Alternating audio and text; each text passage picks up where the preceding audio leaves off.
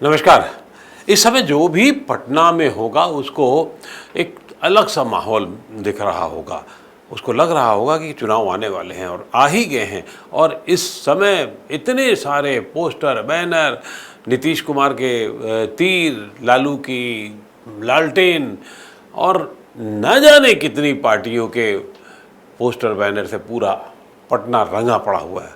और ख़ास तौर से एयरपोर्ट से नीतीश कुमार के घर तक, एक अणेमार तक।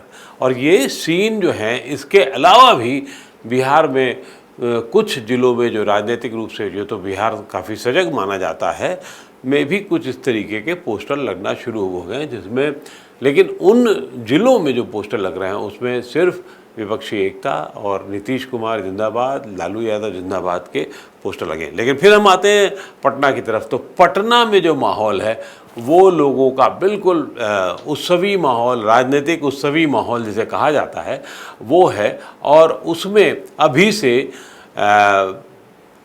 बीजेपी को बिल्कुल एक ताल ठोक दी जाने लगी है और कहा जा रहा है अब तो बस दिन इनके करीब हैं, 2024 में मोदी का मुकाबला करने के लिए हम तैयार हैं। और तो और उससे आगे कि 2024 की सत्ता हम संभालेंगे, ये विपक्षी दलों से वहाँ पर कहा जा रहा है। और कल जब बैठक शुरू होगी 23 तारीख को, जो पहले कुछ दिन पहले होनी थी, जो रद्द हो गई किन्हीं कारणों से, क्योंकि राहुल गांधी नहीं थे, खड़गे साहब नहीं थे, कांग्रेस के अध्यक्ष और लोग, स्टालिन की भी कुछ समस्या थी, जो तमिलनाडु के मुख्यमंत्री हैं वो भी नहीं थे, तो वो बैठक जो है टल करके 23 तारीख को यानी कि कल होने जा रही है। और उसकी भरपूर तैयारियां कर दी गई हैं। तैयारियां वो सरकारी स्तर पर भी हैं, क्योंकि सब ज़्यादातर नेता, कुछ लोग सत्ता में भी हैं, तो सत्ता में है तो उसको सत्ता में होने का एक अलग लाभ है। और फिर कुछ लोग स्टेट गेस्ट बना दिए गए हैं। स्टेट गेस्ट के लिए पटना में 17 कमरे तो बुक हो ही गए हैं। और दोनों होटल जो बड़े होटल हैं, एक मौर्या जो पुराना और सबसे अकेला कहा जाने वाला बड़ा होटल, और दूसरा एम्स के पास जो बना है होटल, वो दोनों होटल लगभग पूरी तरीके से फिल्ट हो गए हैं। क्यों? क्योंकि उनके साथ जो नेता आएंगे वो भी तो कहीं रहेंगे, वो भी तो कहीं कुछ अपना हिसाब किताब देखेंगे। तो इस लिहाज से बहुत कुछ गहमा गहमी है वहाँ पर। और इस गहमा गहमी के बीच में कुछ खबरें भी चल रही हैं। एक खबर ममता को लेकर के चली, जब कल सुप्रीम कोर्ट ने उनके खिलाफ में उनके खिलाफ क्या मतलब, उनकी व्यवस्था के खिलाफ, वो नहीं चाहती थी कि केंद्रीय बलों के साए में चुनाव हो। और सही बात है, कौन चाहेगा अपने घर पे जो है वो कोई और पहरेदार हो और हम चुनाव करा लें, तो बाहरी पहरेदार हो वो भी, तो ममता दी नहीं चाहती थी, तो उसको उनको झटका लगा। उसी के साथ साथ हाई कोर्ट से भी एक और झटका लगा ममता दी को, कि जो अभी हाल में हिंसक घटनाएं हुई थी वो उसकी भी सीबीआई जांच करेगी। एक और झटका नीतीश कुमार के साथी विजय चौधरी, जो काफ़ी लंबे से समय से नीतीश कुमार जी के साथ में हैं। और विजय जी कांग्रेस से आए हुए हैं, लेकिन उनको आए हुए भी काफ़ी टाइम हो गया है, 13-14 साल हो चुके हैं। और उनकी अच्छी पकड़ पार्टी पे हो गई है। अब नीतीश कुमार जी के काफ़ी पसंदीदा नेताओं में से माने जाते हैं। उनके साले के घर पे छापा भी चल रहा है, ये भी एक है। और उसी छापे में ईडी और इनकम टैक्स की कार्रवाई हो रही है। कहने वाले तो यही कह ही रहे हैं कि वो विपक्ष को दबाने की एक साजिश है और हम झुकेंगे नहीं। दूसरी तरफ बाकी लोग भी उसमें नमक मिर्च लगा करके देख सुन रहे हैं। लेकिन कल क्या होगा उसकी गहमा गहमी जो हुई है, आज से कुछ होटल भरना शुरू हो गए हैं, कुछ नेता पहुंचना शुरू हो जाएंगे और होना शुरू भी हो गए हैं। बल्कि इस बैठक में यूँ तो आप कह सकते हैं कि जैसा कि कहा जा रहा है, मैं फिर इस बात को कह रहा हूँ, जैसा कि कहा जा रहा है, कांग्रेस से अध्यक्ष मल्लिकार्जुन खड़गे और उसके पूर्व अध्यक्ष और तेज तर्रार नेता राहुल गांधी दोनों आएंगे। लेकिन कई लोगों में, एक राजनीतिक चर्चाओं में एक सवाल भी है, क्या सचमुच ऐसा होगा या सिर्फ एक ही होगा? लेकिन अभी तक यही कहा जा रहा है कि दोनों नेता आएंगे। जो बैठे, जो उसके अलावा जो आएंगे, जो बहुत चर्चा और जिन पे पूरी निगाहें होगी, वो अरविंद केजरीवाल होंगे, दिल्ली से हैं। और दिल्ली में जिस समय नया संकट उनके सामने अध्यादेश को लेकर के है, केंद्र सरकार ने जो अध्यादेश लागू किया उसको लेकर वो काफ़ी मुखर हैं। और बीते 20 दिनों में वो कई मुख्यमंत्रियों से वहाँ जा कर के मिले हैं, चाहे वो स्टालिन हो, चाहे वो झारखंड में रांची में गए, वहाँ पर सोरेन से मिले, और उसके अलावा अखिलेश यादव समेत तमाम नेताओं से वो गए और अध्यादेश के खिलाफ में उन्होंने अपनी पैरवी की और बताया कि कैसे ये राज्यों के खिलाफ में है। और तो और कल ही उन्होंने चिट्ठी लिखी है कि अध्यादेश पर चर्चा विपक्षी एकता में जो 23 को होने वाली है, वो चाहते हैं कि सबसे पहले चर्चा हो, और वो ये बहुत स्पेसिफिकली चाहते हैं कि चर्चा पहले हो। तो इसलिए अरविंद केजरीवाल पे भी निगाह होगी, क्योंकि उनके कुछ साथियों ने वहाँ पोस्टर वगैरह भी काफ़ी लगा रखे हैं, और अरविंद केजरीवाल इस समय एक चढ़ते सूरज हैं, तो इसलिए उनका भी देखना बहुत महत्वपूर्ण होगा बैठक में। इसके अलावा अखिलेश यादव तो होंगे ही होंगे, उत्तर प्रदेश की कमान संभाल रहे हैं और सबसे बड़े राज्य के विपक्ष के नेता हैं, 80 सीटें उनके हिस्से में हैं। महाराष्ट्र जो दूसरा बड़ा राज्य है, उसके बड़े खातेदार जो हैं एनसीपी, वो होगी, और उसके अध्यक्ष शरद पवार साहब भी होना चाहिए उनको वहाँ पर बैठक में। साथ ही साथ महाराष्ट्र के उद्धव ठाकरे होंगे, शिवसेना के जो पूर्व मुख्यमंत्री रहे।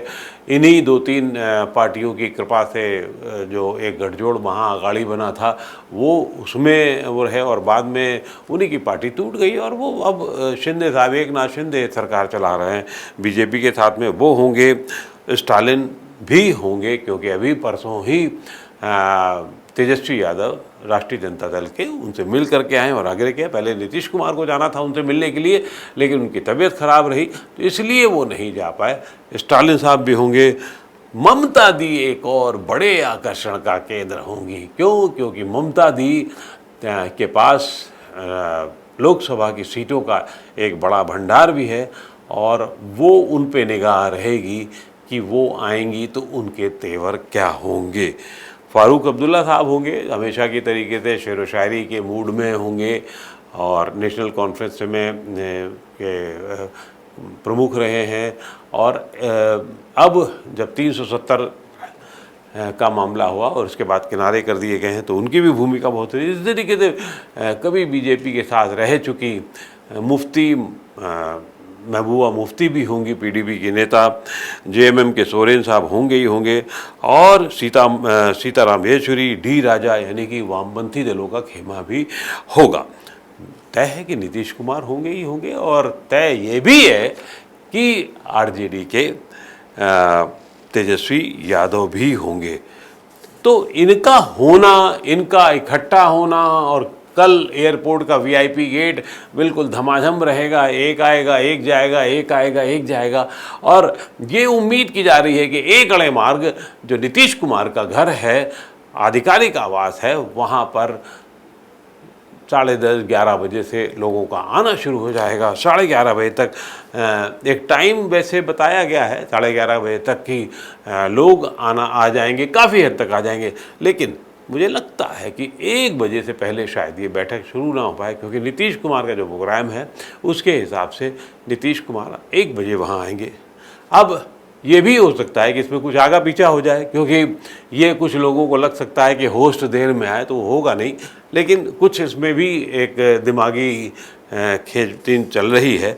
फिर भी उसके बाद अब मैं आपको दृश्य वाइज बताना चाहूँगा कि कैसे क्या होगा। पहला दृश्य तो आपने देख लेंगे, जब जैसे उसमें भीड़ भाड़ रहेगी, उसमें कुछ फोटोग्राफर्स भी हो जाएंगे, और जो फ़ोटो अपॉर्चुनिटी वाला मामला होगा, जब ये लोग सब आ जाएंगे, अगर राहुल भी पहुँचे तो, और फिर ये फ़ोटो एक होगी, फ़ोटो अपॉर्चुनिटी का मौका होगा, जिसमें हमें ये देखना होगा कि क्या अरविंद केजरीवाल से राहुल गांधी गले मिलते हैं। एक, क्या ममता दी से उतना ही प्रेम के साथ में वो एक फ़ोटो दिखती है, या ऐसा तो नहीं होगा कि ममता दी एक किनारे पर, राहुल गांधी या हुए तो एक जगह पर और दूसरी जगह किनारे पे कोई और हो, तो वो फ़ोटो अपॉर्चुनिटी पूरी की पूरी कहानी कहेगी कि ये मीटिंग किस रूप में लेने जा रही है और किस तरीके से आगे बढ़ेगा। और उसके बाद बैठक की अध्यक्षता हम सब जानते हैं, हो सकता है ये अध्यक्षता का प्रस्ताव एनसीपी के पास जाए, शरद पवार साहब क्योंकि सबसे बुजुर्ग हैं उनके पास जाए, और नहीं तो नीतीश कुमार तो है ही उसके लिए, नीतीश कुमार उसकी अध्यक्षता कर सकते हैं। और नीतीश कुमार इस बैठक के लिए बहुत तैयारी कर रहे हैं, बहुत शिद्दत से उन्होंने विपक्ष का एक माहौल तैयार किया है और एक गांठ में सबको रखने का काम करने की कोशिश कर रहे हैं। तो नीतीश कुमार जी होंगे उसमें और वो उस पर अध्यक्षता होगी, ऐसा माना जाता है। फिर कह रहा हूँ माना जाता है 3 घंटे तक ये बैठक चल सकती है या थोड़ा कम भी चल सकती है। और वो बैठक फिर उसमें बहुत सारी अंदरूनी बातें होंगी और वो सबके लिए शायद ओपन नहीं होगा, वो ओपन डिस्कशन नहीं होने जा। वैसे भी राजनीतिक कोई डिस्कशन जो है ओपन नहीं, भाषणबाजी तो होनी नहीं है, लेकिन राजनीतिक डिस्कशन ओपन नहीं होगा तो वो बातचीत होगी। फ़ोटो अपॉर्चुनिटी के बाद सब लोग बाहर, फोटोग्राफर्स आ जाएंगे और फिर एक गहन विचार विमर्श का दौर शुरू होगा क्या? तो क्या वहाँ बाहर पीछे ये लिखा हुआ नज़र आएगा पोस्टर्स में जो अंदरूनी बैठक में विपक्षी एकता 2024 हमारा है, या फिर ये होगा कि हम साथ साथ हैं? तो कुछ टैगलाइन इसकी होने की संभावना है। मैं भी कह नहीं सकता कि क्या होगी, लेकिन जितना मैं जान रहा हूँ, समझ रहा हूँ, वो इसी से मिलती जुलती होगी। और इसके बाद दूसरा दृश्य, जो ये दूसरा और पहला दृश्य जिसमें हम सब देख रहे हैं, समझ रहे हैं कि आम आदमी पार्टी का, अरविंद केजरीवाल का रवैया क्या होगा और लोगों के लिए, वो तो सबसे बहुत अच्छे से मिलना ही चाहेंगे, उसमें कोई दो राय नहीं है।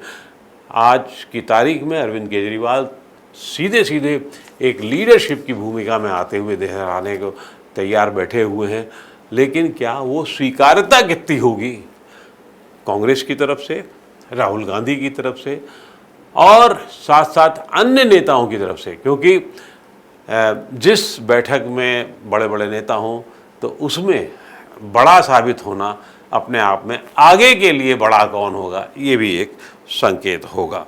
दूसरा दृश्य ये होगा। तीसरी दृश्य की जो फिर बातचीत होगी उसमें कुछ सभी लोगों के भाषण होंगे और जो पार्टियां एक मत हैं एक साथ विपक्षी एकता के लिए, वो तो बहुत ज़्यादा बड़ी बात नहीं होगी। सब जानते हैं सीपीआई, सीपीएमएल, झारखंड मुक्ति मोर्चा, अखिलेश यादव का तो भी थोड़ा बाद में कहना चाहिए, ये सब लोग तो तय है कि चाहते हैं किसी भी तरीके से विपक्षी एकता हो ताकि उनका एक अस्तित्व बचा रहे, उनका अस्तित्व बढ़े, दिखे। अब चाहे एनसीपी चाहेगी, उद्धव ठाकरे चाहेंगे, स्टालिन चाहेंगे अपने आप को दक्षिण में भारतीय जनता पार्टी को रोकने के लिए। ममता बनर्जी एक अलग रिजर्वेशन के साथ बात करेंगी, फारूक अब्दुल्ला साहब भी अपने भाषण उसी तरीके से करेंगे जैसा कि वो करते चले आए हैं। जोर पूरा जो है 2-3 लोगों पर होगा। एक, अगर राहुल गांधी वहाँ हुए, उनका क्या भाषण होता है। 2, अरविंद केजरीवाल के भाषण और अरविंद केजरीवाल के दबाव, मैं शब्द को इस्तेमाल कर सकता हूँ, आग्रह कह सकते हैं बल्कि आप उसे, पर दूसरों की क्या राय बनती है। और तीसरी चीज़ ये होगी और लोग जो अखिलेश यादव हैं वो किस तरीके से थोड़ा झुक के चलने को तैयार होंगे, झुक के बात करने को तैयार होंगे या सीना तान करके तैयार होंगे, क्योंकि उनको भी अपने खाते से बहुत कुछ देने होगा, तभी वो बात आगे बढ़ेगी। तो आपका रवैया, बातचीत क्या इसी पर केंद्रित होगी और तब पूरी बातचीत का केंद्र 2024 का चुनाव ही होना है। और उसके बाद अंतिम सीन जो बैठक होने के बाद में आएगा वो यही होगा कि साहब एक प्रवक्ता के तौर पर त्यागी साहब आ सकते हैं या नीतीश कुमार भी होंगे, खुद भी हो सकते हैं नीतीश कुमार, जो ये कहेंगे, वो आग्रह करेंगे कि एक तो प्रस्ताव पारित किया जाएगा, जो प्रस्ताव अध्यादेश को लेकर के भी हो सकता है, मणिपुर को लेकर के हो सकता है, और विपक्षी एकता की बात भी उसमें कही जा सकती है, वो किया जाएगा। और सहमति पर आगे बढ़ने की बात, विपक्षी एकता की सहमति की बात और आगे बढ़ने करने की बात होगी। और ये भी होगा कि जो लोग इस बैठक में नहीं आ पाए हैं उनसे पुनः आग्रह किया जाएगा कि साहब आइए आप, चाहे वो नवीन पटनायक हों, चाहे वो आंध्र प्रदेश के मुख्यमंत्री हों, जगन रेड्डी हों, तेलंगाना के केसीआर जो खुद बहुत बड़े दावेदार हैं प्रधानमंत्री पद के, जो पहले अभी जब केजरीवाल की यात्राओं से पहले 6 महीने थे वो लगातार कभी नीतीश कुमार के पास, कभी केजरीवाल साहब के पास, कभी स्टालिन के पास, कहीं कहीं सब यात्राएं करते रहे हैं विपक्षी एकता के लिए, लेकिन उनको अपेक्षाकृत रूप से, जिसे हिंदी में कह सकते हैं, भाव उतना नहीं मिला जितना अब इस तैयारी को मिला है। अब उनके साथ क्या होगा, उनसे भी आग्रह किया जाएगा।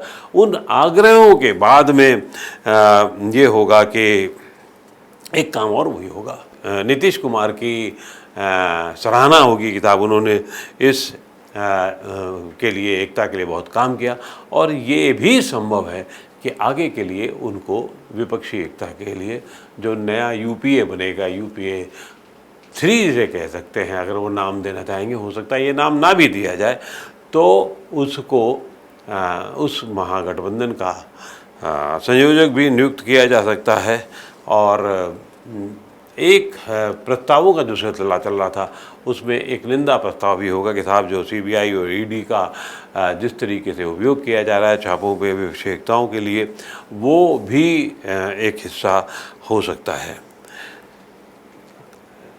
आपको याद रखना होगा कि जब एक बहुत कम बहुमत थे कर्नाटक में 2000 में, जिसके पास बहुत कम सीटें थी, जेडीएस कुमारस्वामी इस बैठक में नहीं होंगे, और तब उनकी सरकार जब 2018 में बनी थी तब भी एक बहुत शानदार विहंग बड़ी सी तस्वीर आई थी, जिसमें ममता भी थी और बाकी सब नेता भी थे, अपने अपने हाथ रहते, लेकिन 19 का नतीजा कुछ और हुआ। कांग्रेस इस पूरी बैठक में थोड़ी हेसिटेंट नज़र आ सकती है, क्योंकि उसको प्रमुखता होगी, वो सुनना चाहे ज़रूर चाहेगी, लेकिन वो इतना भी नहीं सुनना चाहेगी कि उसके अस्तित्व पर खतरा हो, उसके अस्तित्व पर बातचीत हो। तो ये कल का दिन एक बहुत बड़ी दिशा देने जा रहा है, जो मैंने आपको एक दृश्य वाइज बताने की कोशिश की है, क्योंकि होना इस तरीके से है, और होता क्या है ये कल बताऊंगा आपको, और उसकी अंदरूनी कहानी भी थोड़ी बहुत बताने की कोशिश करूंगा। बहुत बहुत धन्यवाद।